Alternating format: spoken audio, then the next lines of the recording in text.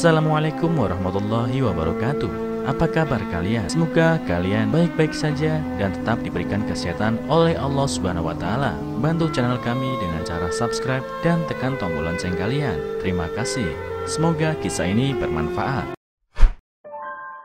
Kisah viral, anak selalu ranking 23, namun saat semua rapot dibuka, hal mengejutkan terungkap. Beragam kisah inspiratif bermunculan di media sosial. Baru-baru ini muncul sebuah cerita viral baru di media sosial Facebook. Bukan dari akun ternama atau yang konsisten mendapat banyak like. Akun Facebook itu bernama Winardi Abu Fakih. Postingannya itu diunggah pada Senin 3 Juli 2017 pukul 08.25 waktu Indonesia Barat di Kota Bekasi, Jawa Barat. Hingga kabar ini diturunkan Pos Belitung Tribunnews.com Network Selasa 4 Juli 2017, postingan tersebut sudah dibagikan sebanyak lebih dari 38.000 kali. Sedangkan yang komentar sudah ada 10.500 lebih dan 59.000 lebih like. Postingan Winardi Abu Fakih itu berjudul Anakku Ranking ke-23. Singkat kata, postingan itu berisikan sebuah cerita dan sebuah foto yang menggambarkan seorang anak sedang membantu orang tuanya di dapur. Ceritanya mengisahkan tentang seorang anak yang selalu dapat ranking ke-23 di kelasnya. Orang tuanya sampai bingung dan heran karena tingkah anaknya dianggap tidak umum. Pun saat ditanya mengenai cita-cita, si anak malah menjawab tegas ingin menjadi guru TK, kalau tidak ibu rumah tangga. Tapi kemudian orang tuanya sadar ketika mendapati kenyataan di akhir ujian semester. Anaknya memang kembali dapat ranking 23, tapi si orang tua mendapat keterangan yang mengejutkan dari wali kelas anaknya. Dia mengatakan ada satu hal aneh yang terjadi. Hal yang pertama kali ditemukannya selama lebih dari 30 tahun mengajar, dalam ujian bahasa ada sebuah soal tambahan. Dalam soal itu tertera, siapa teman sekelas yang paling kamu kagumi dan apa alasannya? Dan jawaban dari semua teman-teman sekelasnya sama, tak ada satupun yang beda. Mereka serentak menuliskan nama anakku. Mereka bilang karena anakku sangat senang membantu orang, selalu memberi semangat, selalu menghibur, selalu enak diajak berteman, dan banyak lagi. Postingan ini membuat banyak netizen tersenyum dan memuji orang tua maupun si anak. Terinspirasi banget, I do like it, kata Saifullah dalam komentarnya. Ngerasa berada dalam cerita itu, kata Siti Nurhandayani. Benar-benar cerita yang sangat menginspirasi kita sebagai orang tua. Benar-benar salut, kata Anastasia Kusuma Wardani. Keren banget, merinding bacanya. Kok jadi mellow? Karena saya adalah ayah yang gagal, kata Ade Andri. Penasaran sama postingan aslinya? Ikuti selengkapnya. Anakku ranking ke-23. Di kelasnya ada 25 orang murid. Setiap kenaikan kelas, anak perempuanku selalu mendapat ranking ke-23. Lambat laun dia dijuluki dengan panggilan nomor ini. Sebagai orang tua, kami merasa panggilan ini kurang enak didengar. Namun anehnya, anak kami tidak merasa keberatan dengan panggilan ini. Pada sebuah acara keluarga besar, kami berkumpul bersama di sebuah restoran. Topik pembicaraan semua orang adalah tentang jagoan mereka masing-masing. Anak-anak ditanya apa cita-cita mereka kalau sudah besar. Ada yang menjawab jadi dokter, pilot, arsitek, bahkan presiden. Semua orang pun bertepuk tangan. Tapi anak perempuan kami terlihat sangat sibuk membantu anak kecil lainnya makan.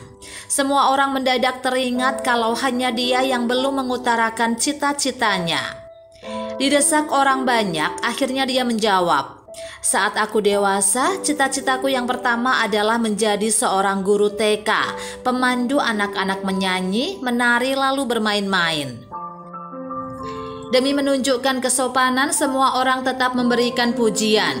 Kemudian menanyakan apa cita-citanya yang kedua. Dia pun menjawab, Saya ingin menjadi seorang ibu, mengenakan kain celemek bergambar Doraemon dan memasak di dapur. Kemudian membacakan cerita untuk anak-anakku dan membawa mereka ke teras rumah untuk melihat bintang.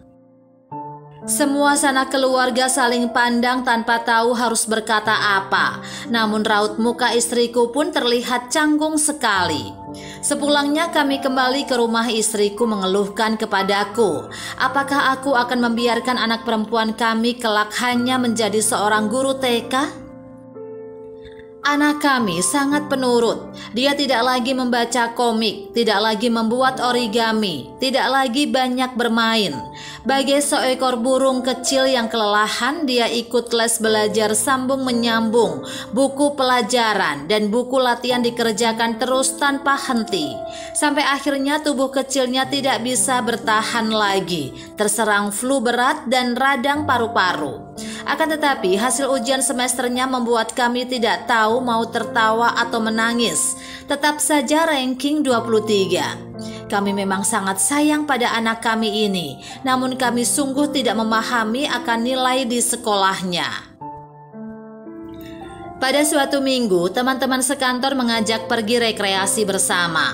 Semua orang membawa serta keluarga mereka. Sepanjang perjalanan penuh dengan tawa. Ada anak yang bernyanyi, ada juga yang memperagakan kebolehannya.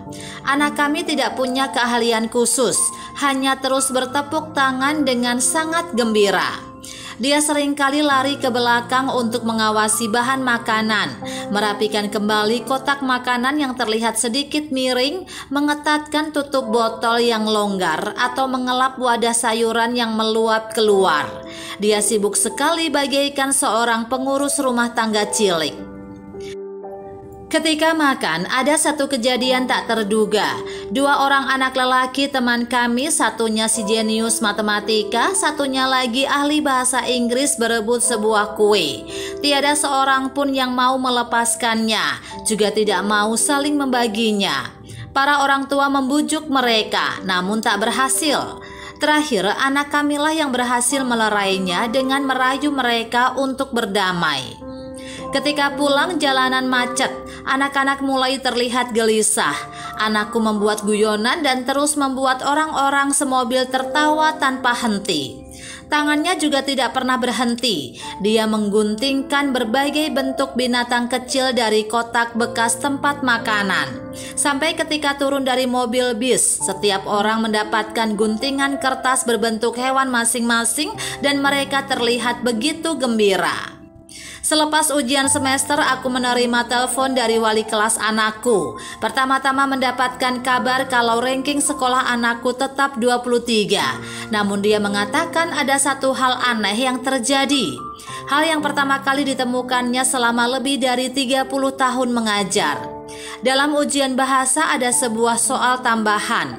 Dalam soal itu tertera siapa teman sekelas yang paling kamu kagumi dan apa alasannya. Dan jawaban dari semua teman sekelasnya sama, tak ada satupun yang beda. Mereka serentak menuliskan nama anakku.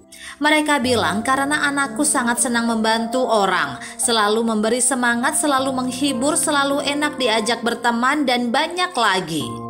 Si wali kelas pun memberi pujian. Anak bapak ini kalau bertingkah laku terhadap orang benar-benar nomor 1. Tak berselang lama, aku mencandai anakku dan berkata padanya, "Suatu saat kamu akan jadi pahlawan."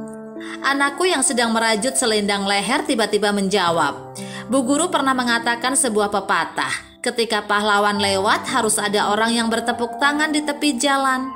Dia lalu melanjutkan, "Ayah, aku tidak mau jadi pahlawan. Aku mau jadi orang yang bertepuk tangan di tepi jalan saja." Aku terkejut mendengarnya. Dalam hatiku pun terasa hangat seketika. Seketika hatiku tergugah oleh anak perempuanku. Di dunia ini banyak orang yang bercita-cita ingin menjadi seorang pahlawan, jadi orang-orang hebat atau orang terkenal. Namun anakku memilih untuk menjadi orang yang tidak terlihat, seperti akar sebuah tanaman, tidak terlihat, tapi dialah yang mengokohkan, dialah yang memberi makan, dan dialah yang memelihara kehidupan yang lain.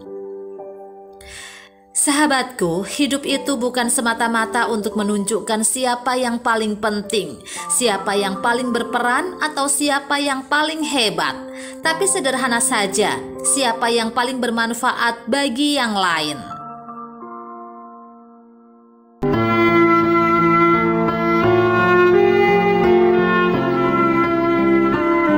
Assalamualaikum warahmatullahi wabarakatuh. Apa kabar kalian? Semoga kalian baik-baik saja dan tetap diberikan kesehatan oleh Allah Subhanahu wa Ta'ala. Bantu channel kami dengan cara subscribe dan tekan tombol lonceng kalian. Terima kasih. Semoga kisah ini bermanfaat.